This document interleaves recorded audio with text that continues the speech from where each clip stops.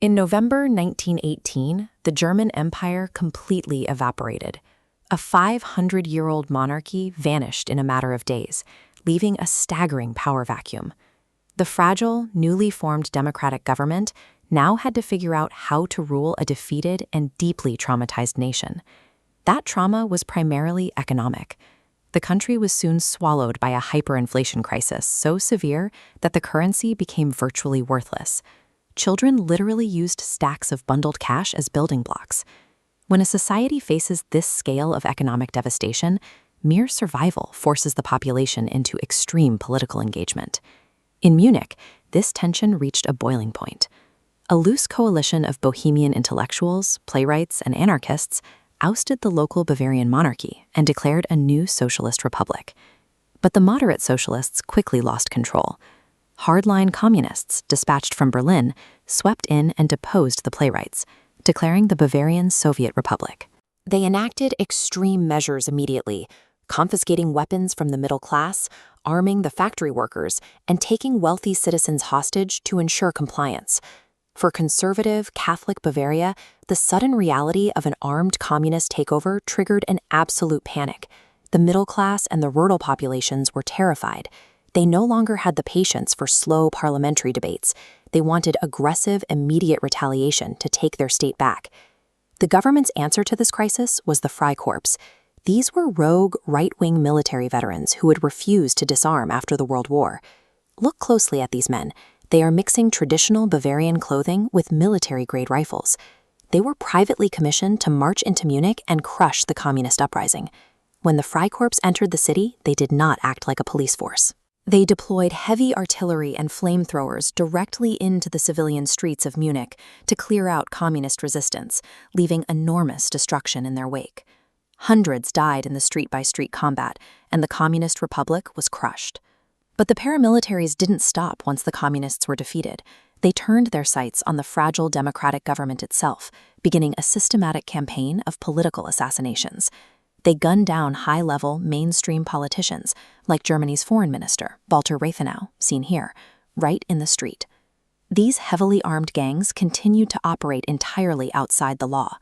They took over public buildings and set up fortified strongholds. You can see heavy machine guns mounted inside grand classical rooms.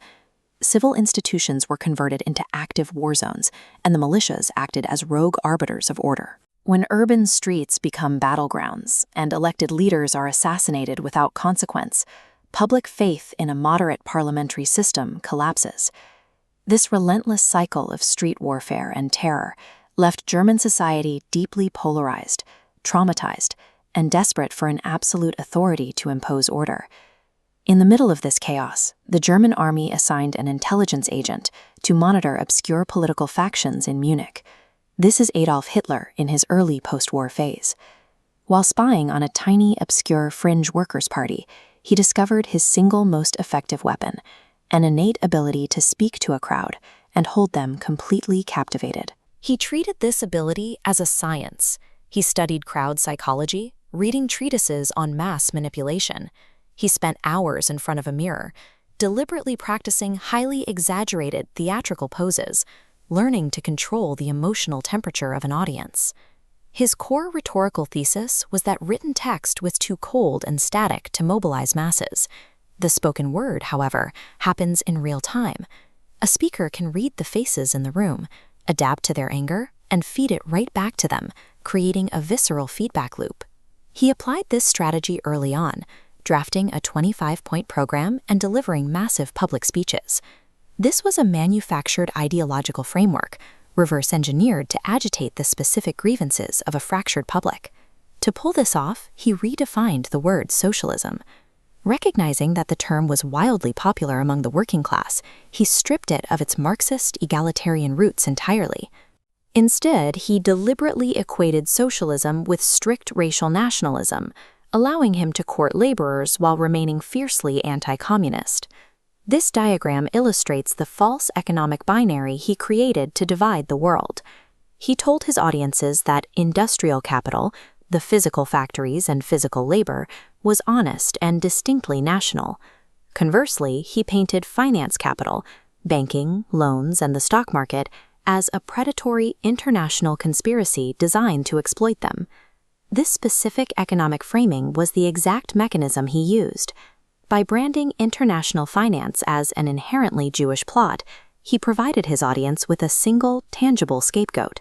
He gave them one enemy to blame for both the terrifying threat of communism and the country's complete economic rumming. His early platform lacked rigorous economic logic, but precision wasn't the goal. It was a highly calculated psychological formula, reverse-engineered to trigger the specific fears and resentments of a population recovering from a devastating war. This graphic shows the fatal flaw of the post-World War I German right wing. Even with potent messaging, the movement was deeply divided into two distinct, completely ineffective camps. The first camp contained the secret, elitist intellectual organizations, like the Thule Society. They spent their time drafting nationalist theories behind closed doors. They possessed ideological frameworks, but completely lacked any mass public appeal or physical force. The second camp consisted of the battle-hardened paramilitary gangs, like the Freikorps. These groups wielded terrifying physical control over the streets, yet they possessed absolutely no unifying political direction. Hitler's ultimate tactical genius was realizing that neither of these factions could seize power alone.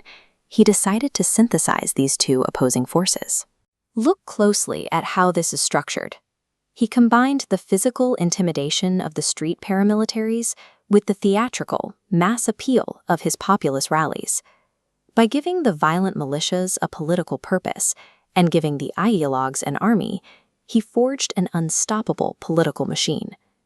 The destruction of the Weimar democracy resulted from the deliberate, calculated exploitation of a society broken by polarization, executed by a man who studied the chaos and literally spoke himself into power.